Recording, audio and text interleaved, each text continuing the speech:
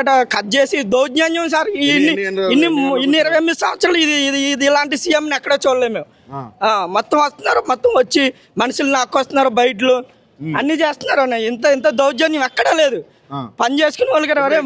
మీరు ఎన్ని గంటలకు వచ్చి చెప్పినారు వాళ్ళు? అరే పొద్దున్న వచ్చి ఇదే చేస్తున్నారన్న, దౌర్జన్యం చేస్తున్నారన్న. మనుషులు పడుకున్న వాళ్ళు పొద్దున్న 4-5 టైంకి వచ్చారు, 6 టైంకి వచ్చారు.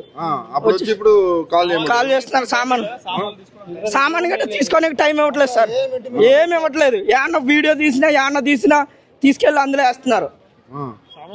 దౌర్జన్యం సార్ అది.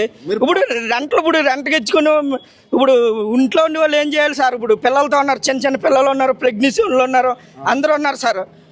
ఏం చెప్తాం సార్? ఇది ఎక్కడ న్యాయం సార్? ఇంతమందిని చూసే నేనంత న్యాయ దౌర్జన్యం ఇంతమందిని ఎక్కడ చూడలేదు సార్ మేము ఇప్పుడు దాకొచ్చి. ఒక రోజు 2 రోజులు టైం ఇస్తే మేము ఎవరి ఇల్లు కాళ్ళకి వెళ్ళి వెళ్తాం.